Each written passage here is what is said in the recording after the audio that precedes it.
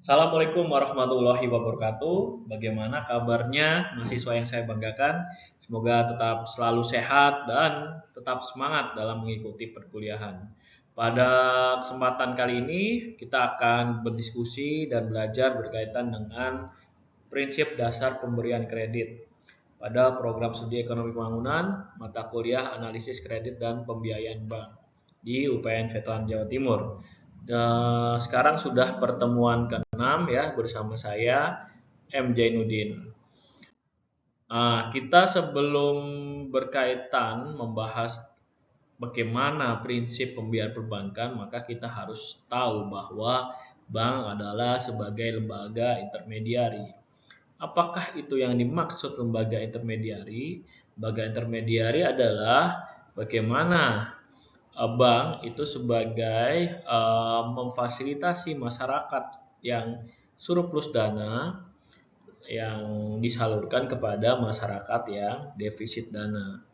Adapun dalam proses analisis pembiayaan atau kredit itu maka kita akan belajar berkaitan bagaimana di fungsi salur ya atau bagaimana fungsi penyaluran ini. Nah, karena apa? Karena ketika kita fokus di wilayah penyaluran ini, maka bank dalam proses penyalurannya tentu akan mencari profit atau keuntungan. Selain itu, bagaimana masyarakat juga tumbuh secara perekonomian, artinya melalui unit usaha, melalui bisnis, ataupun melalui kegiatan-kegiatan produktif lainnya. Lalu ketika kita bicara himpun bank, maka biasanya adalah berkaitan dengan produk simpanan atau tabungan atau deposito. Nah, ini yang tidak kita bahas, sehingga ketika fokus di salur maka itu adalah fokus di produk kredit atau pinjaman.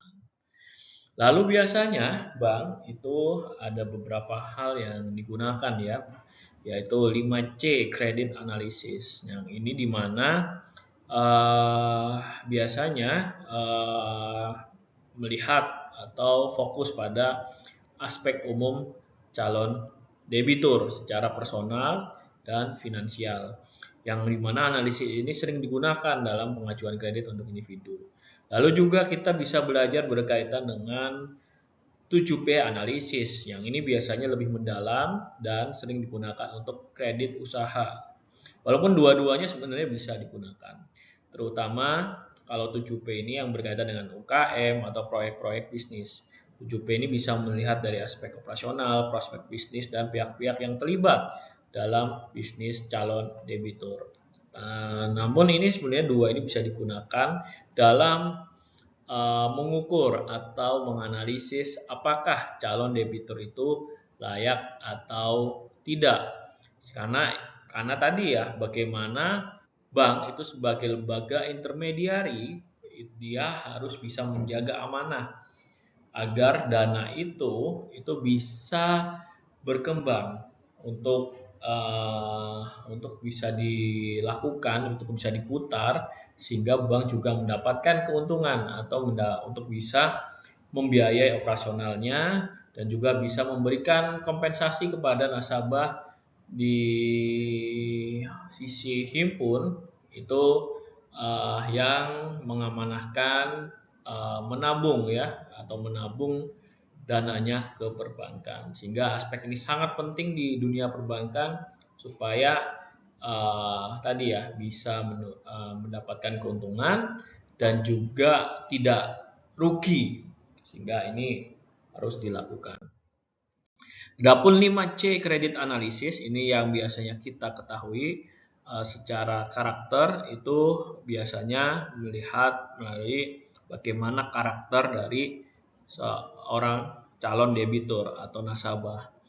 Ini biasa bisa dari by checking atau RCK, referensi bisnis, atau wawancara dengan calon debitur. Apakah calon debitur itu dikenal sebagai orang yang bertanggung jawab dan dapat dipercaya dalam memenuhi kewajiban finansialnya?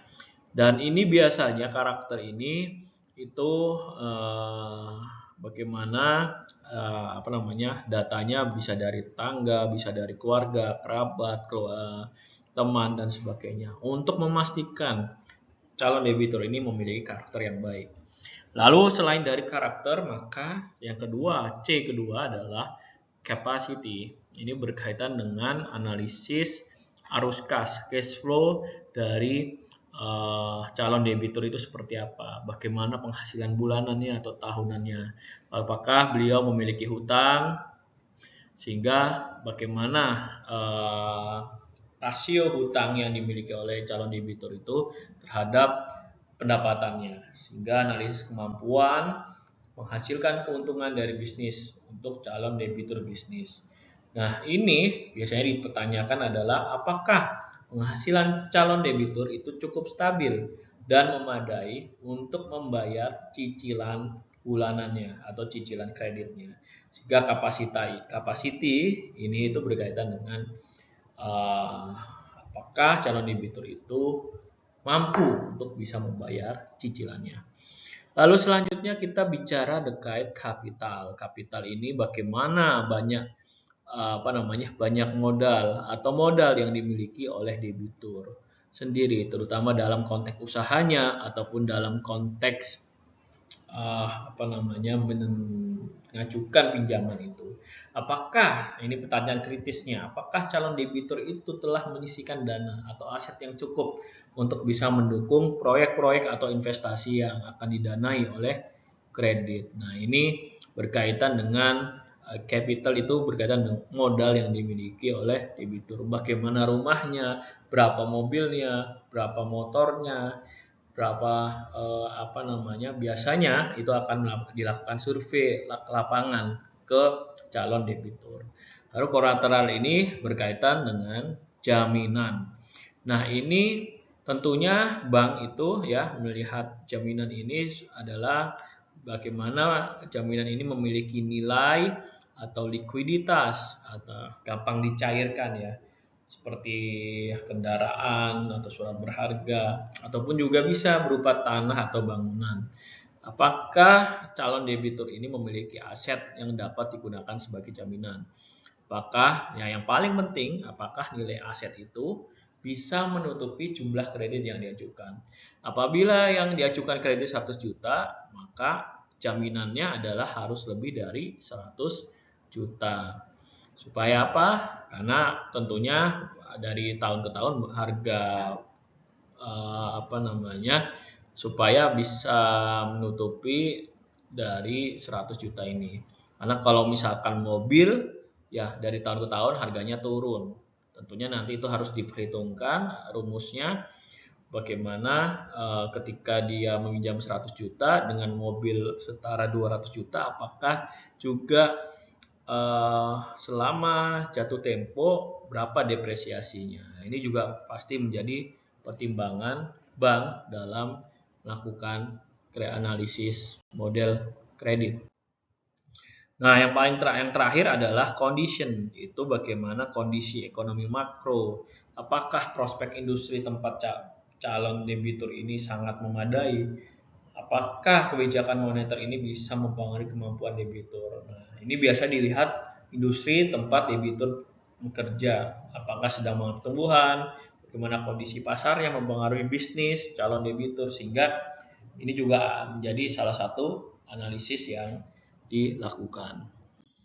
Selanjutnya, selain 5C, kita juga mengenal 7P, sebenarnya kurang lebih sama, itu adalah berkaitan dengan personality, itu biasanya melalui wawancara langsung ya, riwayat keuangan dan referensi dari pihak ketiga. Apakah tadi ya, ini calon debitur ini adalah orang yang bertanggung jawab dan dapat dipercaya untuk memenuhi kewajiban finansialnya. Yang P kedua adalah purpose, itu berkaitan dengan tujuannya apa debitur itu melakukan pinjaman. Apakah untuk investasi, operasional bisnis, atau kebutuhan konsumtif. Yang ini dimana akan menjadi pertimbangan. Apakah tujuannya itu sesuai dengan beberapa kriteria lainnya. Selanjutnya adalah payment. Ketiga ya, ini payment ini melihat apakah pendapatannya memadai untuk membayar cicilan bulanannya.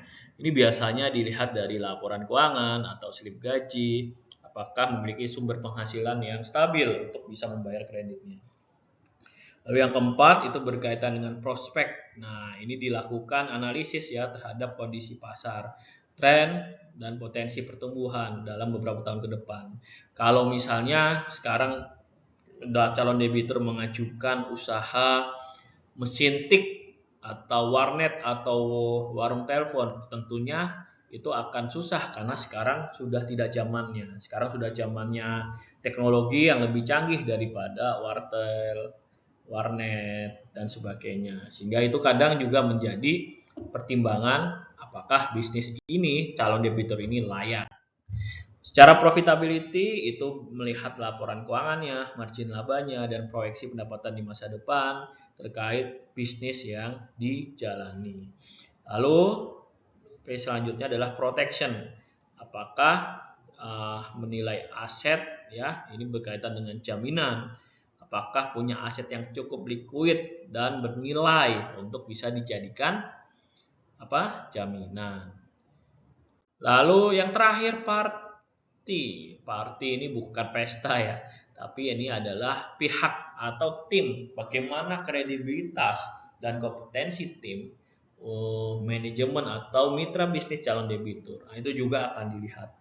Apakah misalnya calon debitur memiliki mitra atau tim yang berpengalaman dan kompeten untuk bisa menjalankan proyek atau usaha yang dibiayainya. Nah, adapun ya tadi kita sudah belajar 5C dan 7P.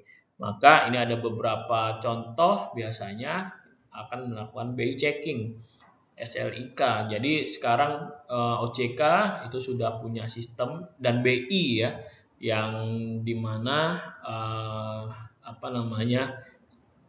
memfasilitasi SLIK, sistem layanan informasi keuangan. Ini biasanya meliputi identitas, riwayat kredit atau kolektibilitas kredit, dan informasi akunan atau detail jaminan yang diberikan pada kredit sebelumnya. Nah ini ada beberapa contoh dari BI checking atau SLIK dari beberapa sumber ya.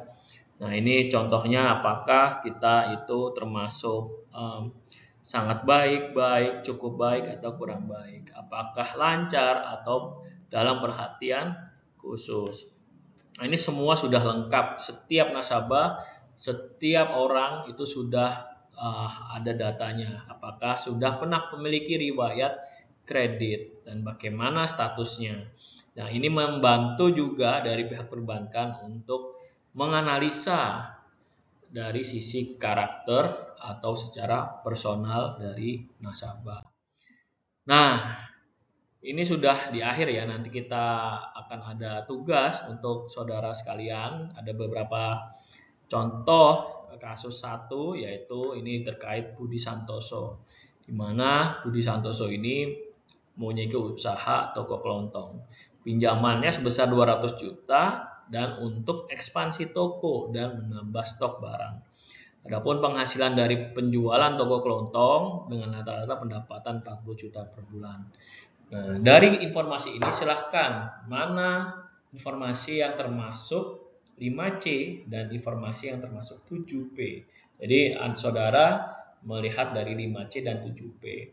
Lalu dari informasi itu saudara sudah petakan, maka analisa bagaimana Budi Santoso ini apakah layak atau tidak layak. Dengan skema ada dua ya, adalah nasabah yang baik ataupun nasabah yang buruk. Jadi saudara mengasumsikan ketika Budi Santoso ini menjadi nasabah yang baik dan Budi Santoso ini nasabah yang buruk.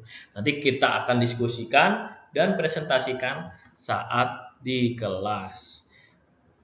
Baik ya, ini contoh kasus 2.